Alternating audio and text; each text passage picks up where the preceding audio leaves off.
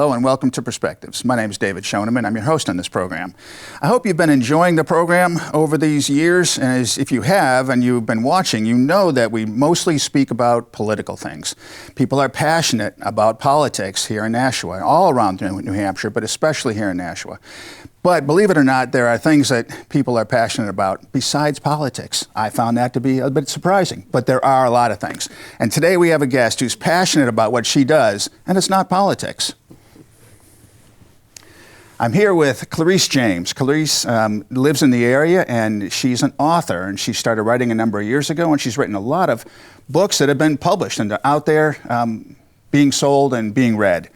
Clarice, thank you very much for coming in today. My pleasure. Glad to have you here. It's fun actually to have someone here who's passionate about something besides politics. Now, I'm passionate about politics. A lot of people in Nashua are, but we're not going to talk about politics today.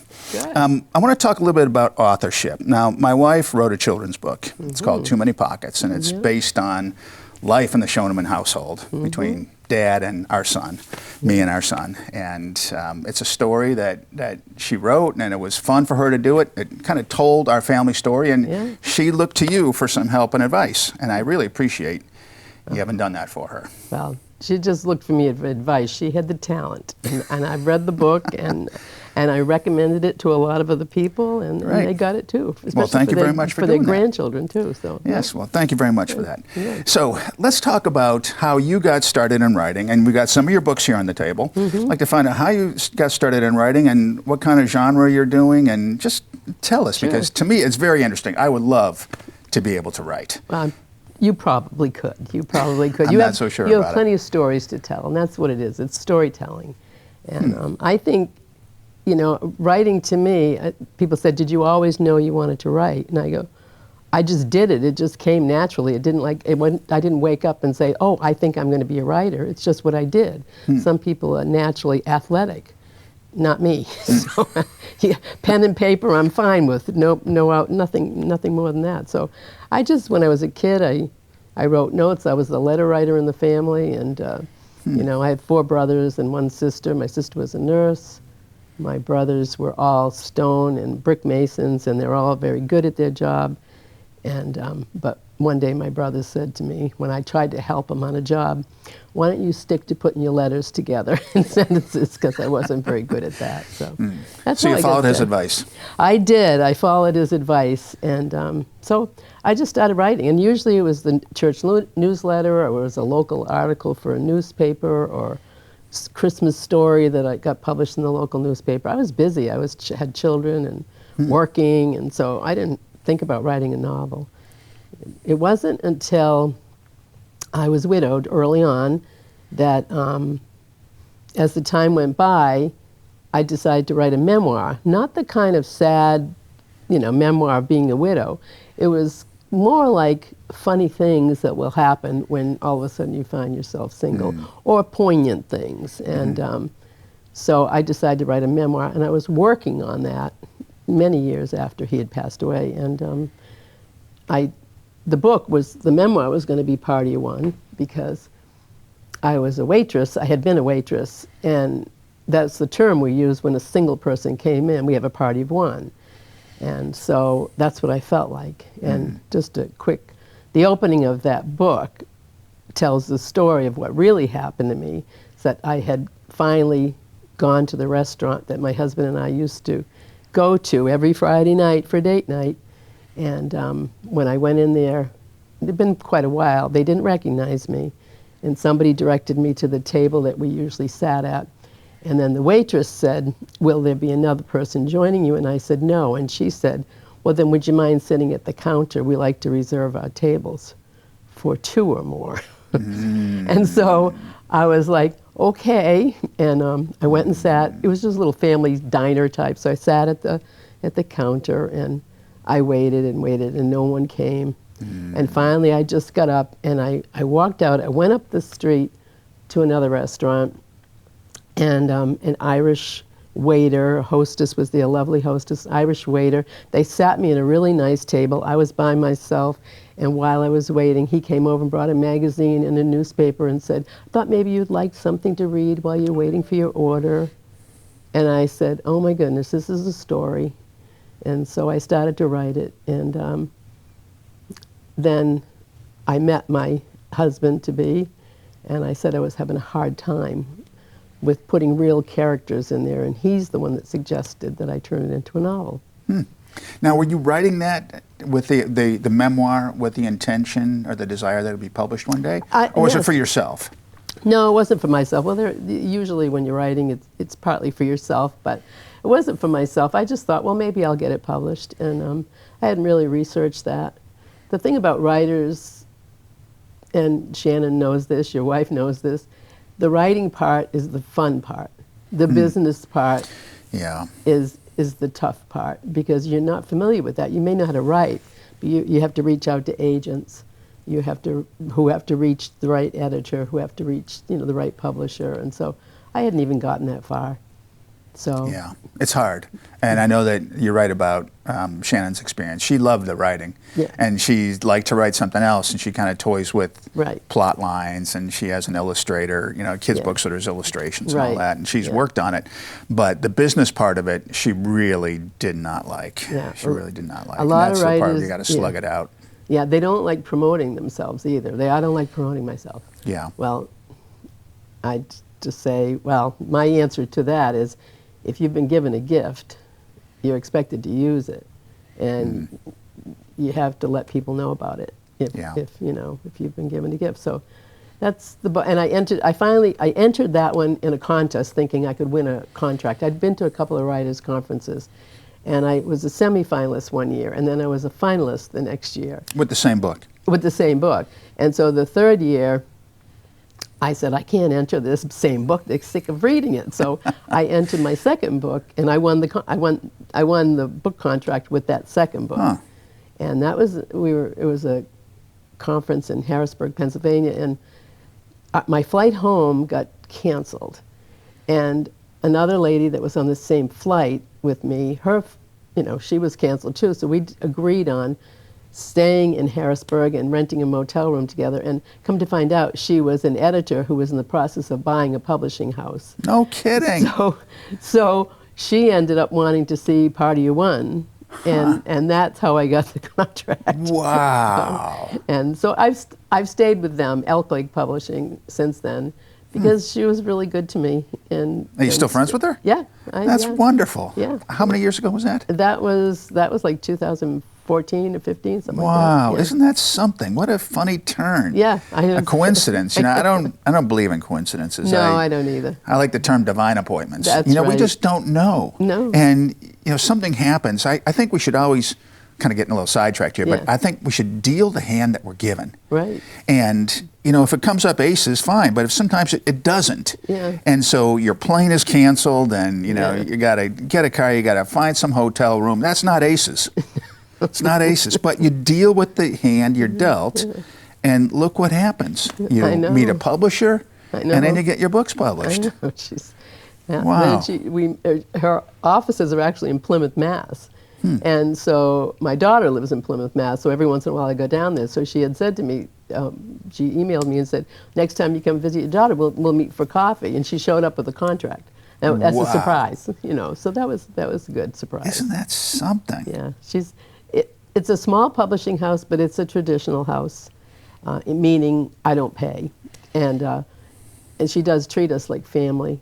So every couple of years she has a reunion, and she invites people and speakers in and stuff. So it's very good. I'm very Interesting. Very pleased with It them. makes me want to read these books and Yeah. see what the story is that wins an Yeah, award. yeah. That's fantastic. So this was the first one that you wrote. Right. This started as a memoir, and so I looked at the back of it here. It says, "When widow Annie McGee breaks through grief, she falls flat on her face into loneliness," and this was Right. your That was experience. me. You were telling your story. Isn't that something? Well, again, I think that when we write out of experience, the words come a little easier than if you were to try to write Right. some spy novel. You aren't a spy, are you? Are you telling the truth? I don't lie that well, although you can get. Well, you read some of these stories, or like a criminal profiler.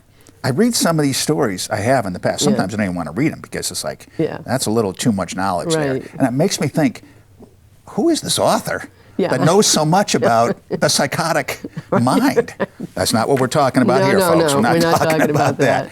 that. My stories, all of them, are woven together with faith, humor, thread of romance. They're not romance novels, and a little bit of surprise, because I like it when people, readers like it when they can sort of guess the ending, but then you surprise them with something else. There's a twist at the end.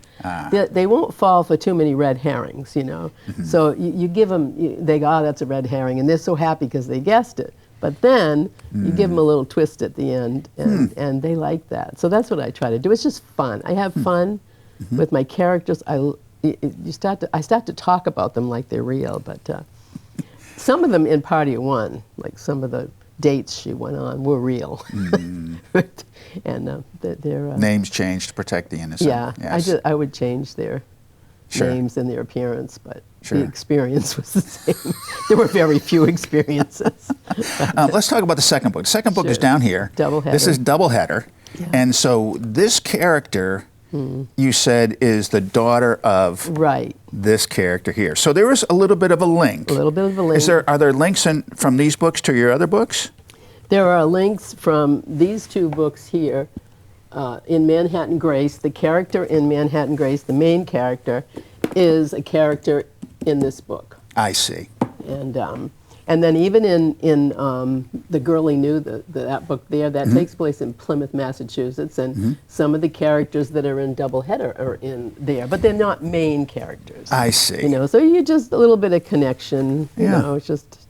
You know, just a little bit. And somebody that's read the other book, oh, I know that person. You know, so it's just like. So you wrote this one, and you wrote it as a novel eventually, Party of One. Yeah. Didn't get published. You submitted this. You wrote this one. Yeah.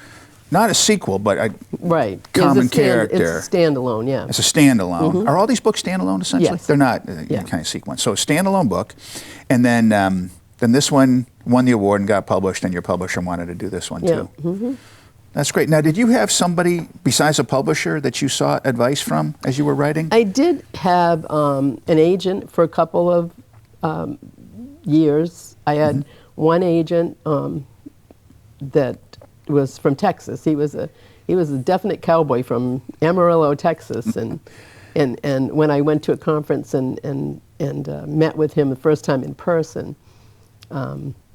I felt like the only Yankee that was down there in Texas. And so it was not necessary. He was a good guy, but I don't know, he just kept forgetting about me. So I finally switched to, there was a bigger agency, and he was one of the agents. So I switched to another agent in that agency. But once I got the publisher, and she was willing to go along, then it wasn't necessary. If I recommend agents for anybody that wants to get started in the industry, because it's relational. So agents know editors, and they know where the editors are, because editors move around from publishing house to publishing house. I see.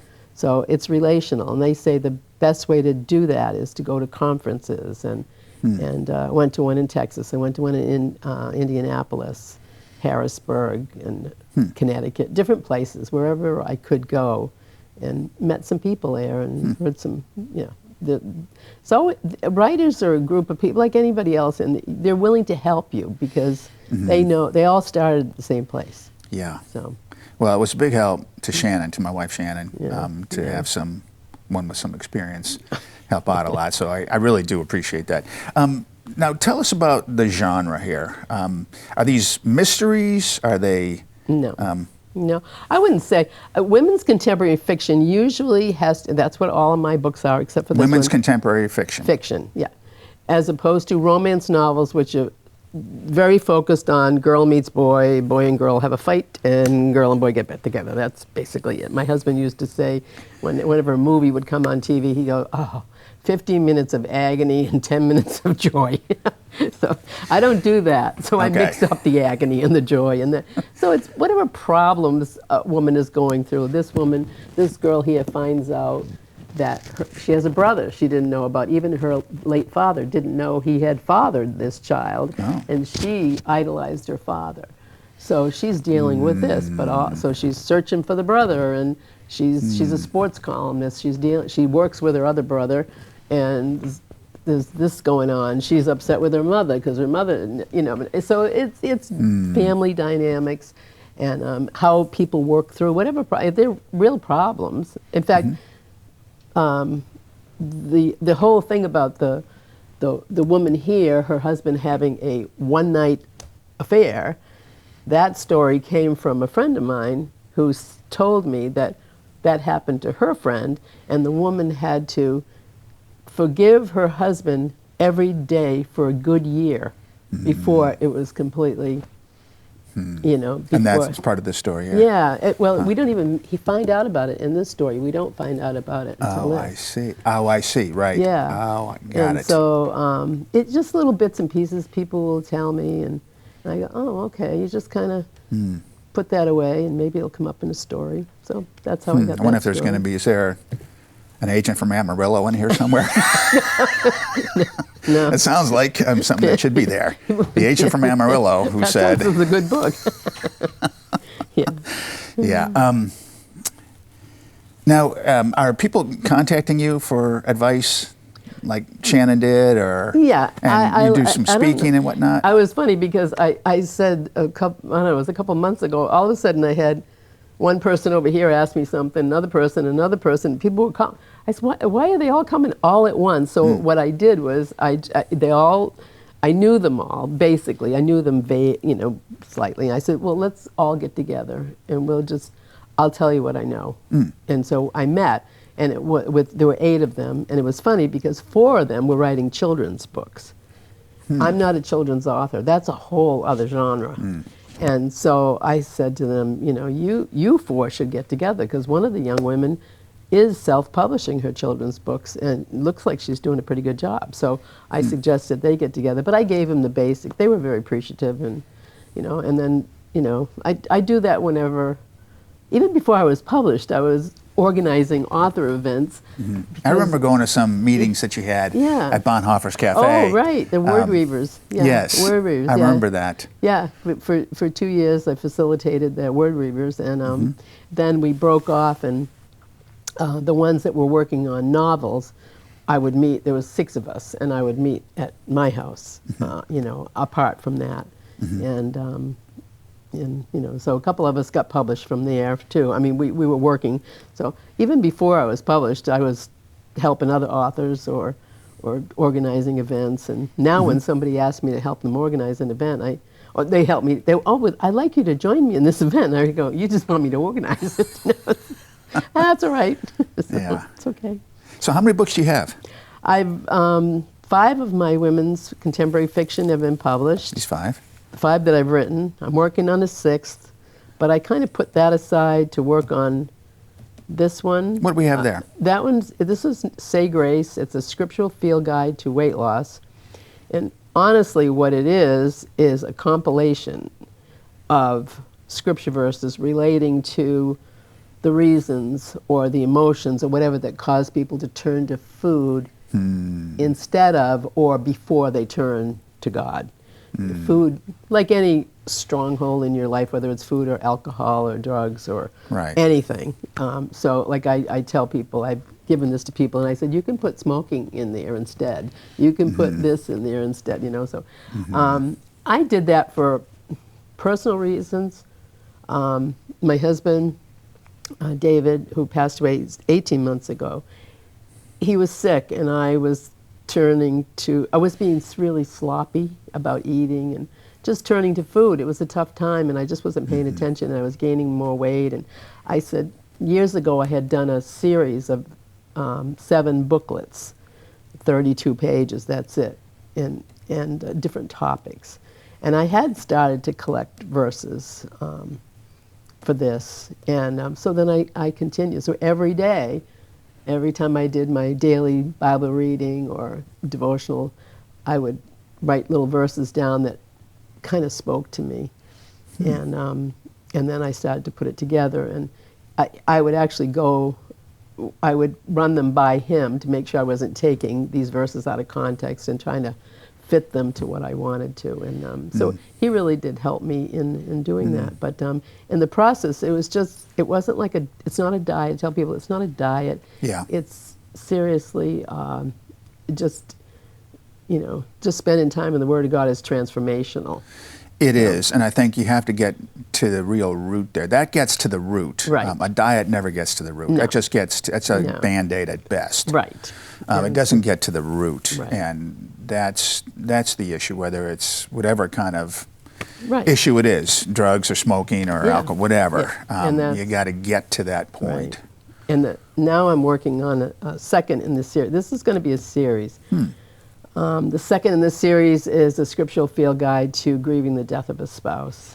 And I'm working on that with another lady who also lost her husband to Alzheimer's. Her husband died of Alzheimer's. So she has a different, sometimes you can work with somebody, sometimes you're not sure. And we're such a good fit. We laugh at the same things. We talk about the same things.